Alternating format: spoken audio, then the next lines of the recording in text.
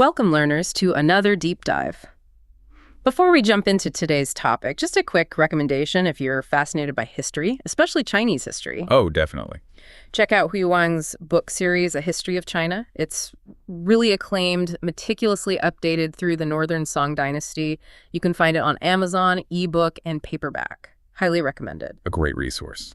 Okay, so today we're diving into something that might fundamentally shift how you view the economy, maybe your own money, and even how we think about progress. Yeah, this is a big one. We're looking at a recent Deutsche Bank report. It came out June 30th, and it really throws down a challenge to some, very common ideas about inflation. It really does cut through the noise, you could say.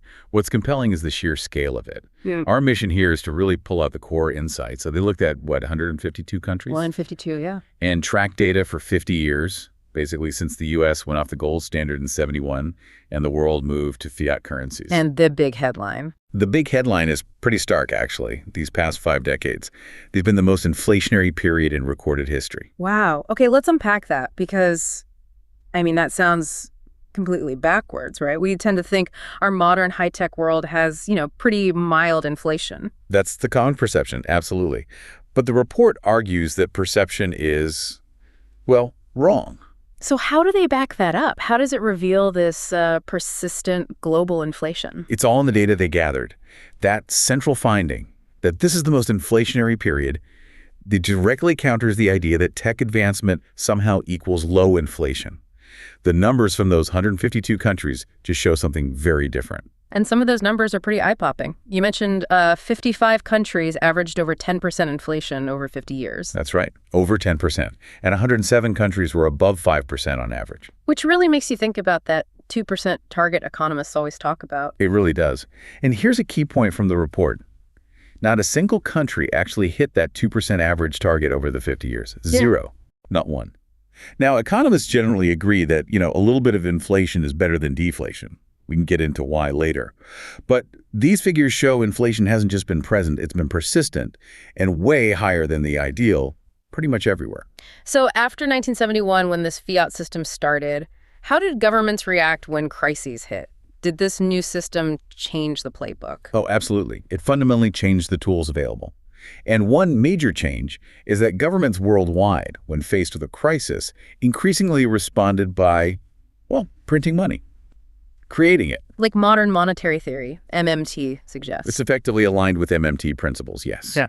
The idea that a government issuing its own currency isn't really constrained by tax revenue in the same way, it became a sort of standard response. Think of China's huge stimulus back in 2008, for instance. That sounds like a quick fix, maybe offers some short-term relief. It can, absolutely. But the report warns about the long game, right?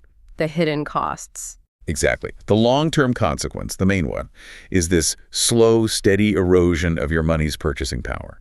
The flexibility that fiat currency provides, which was intended to stop catastrophic wage drops, avoid the problems of the past, the flexibility has been, arguably overused, abused even. And the report connects this to an illusion, the idea that low reported inflation hides something deeper. Yes, it argues the focus on consumer price inflation can mask the bigger issue, the devaluation of the currency itself. How do they suggest we see past that illusion? Well, the report suggests looking at value through a more stable lens, like gold, rather than just relying on the dollar figure or your local currency. They give an example. A $5 million property bought around 2016, 2017. In dollar terms, maybe it looks like it dropped 33%. Seems like a loss, but not catastrophic. Right. But measure its value against gold over that same period. The real depreciation, the loss of actual value, could be closer to 55 or 60%. Wow, that's a huge difference. It is. It shows how inflation quietly eats away at wealth, especially if you're not holding assets that are appreciating faster than the currency is devaluing. It's about finding the right yardstick to measure value. So given this global trend of high inflation, did anyone manage to keep it relatively low? Were there exceptions? There were definitely countries that performed better, yeah. Switzerland stands out. Their average was 2.2%.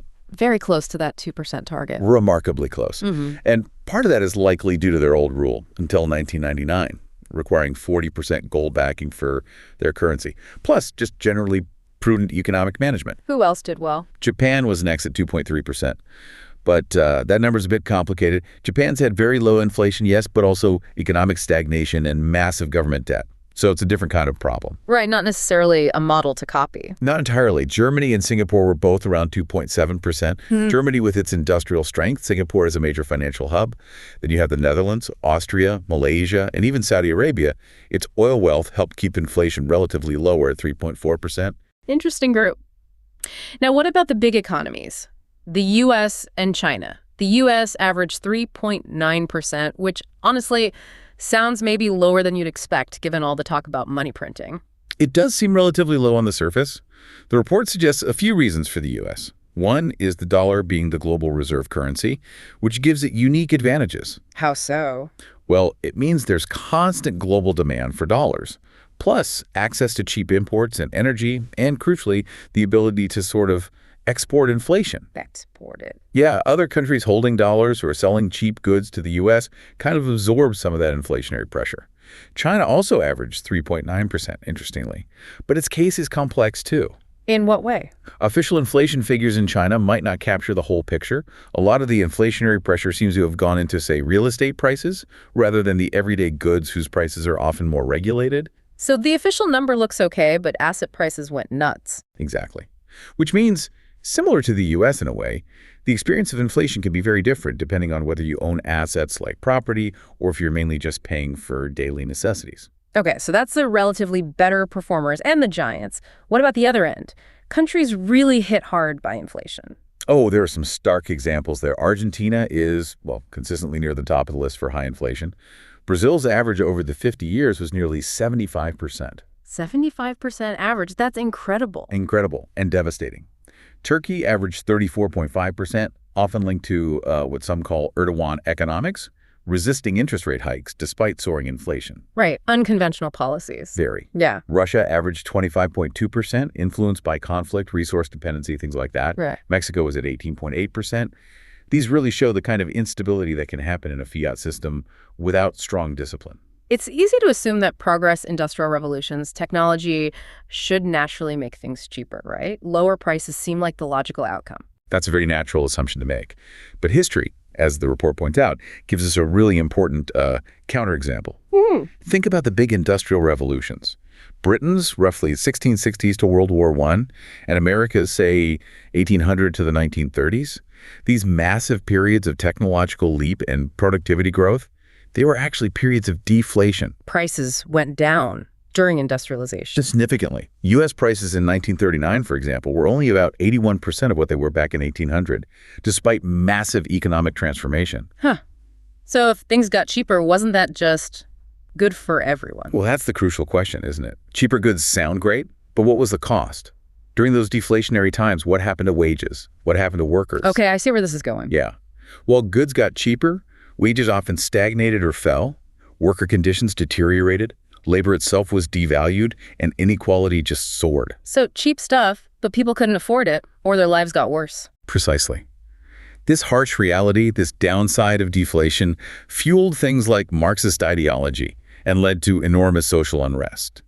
It shows that simply having cheaper goods doesn't mean a better life for most people, especially if their income is falling or insecure. And that painful history is why modern policymakers are so focused on avoiding deflation, why they aim for that 2% inflation target instead. Exactly. That's the rationale. The consensus is that mild, predictable inflation is much preferable to those destructive deflationary spirals. Fiat currencies, because they aren't tied rigidly to something like gold, give policymakers the flexibility to try and prevent wages from collapsing and avoid that kind of widespread social upheaval. It's a tool to manage the economy, to avoid the historical pitfalls. It's intended as such. But as the report argues quite strongly, that flexibility has been overused, abused. That's the core argument.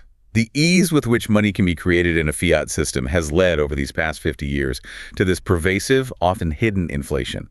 It quietly undermines purchasing power. It distorts economic signals, even if the official numbers sometimes look tame. So the report is really a wake-up call. It is. It's urging a fundamental reevaluation of how we think about inflation and stability. It suggests we haven't been living in an era of stability, but actually one defined by this relentless, silent devaluation. So bringing it all together for you, the listener, what does this mean? This Deutsche Bank report paints a really different picture of the last half century. Not mild, manageable inflation, but actually the most inflationary period in recorded history. Yeah, a profound shift in perspective. And this hidden devaluation has been constantly, quietly eating away at the value of money, eroding purchasing power in ways we don't always see in the headline numbers. Understanding this pervasive devaluation seems absolutely critical, not just for economists or big financial institutions, but for navigating your own financial future. Completely essential. It changes how you might think about saving, investing, planning for the long term, everything. Which leaves us with a pretty big question to ponder, doesn't it? If our whole understanding of economic stability over the last 50 years has been partly an illusion, well, what kind of fundamental changes might be needed, both globally and, in our own personal financial strategies, to actually secure our futures in a world where currency might be silently losing value year after year? That's the question, isn't it? What do we do now, knowing this? Something to definitely mull over until our next deep dive.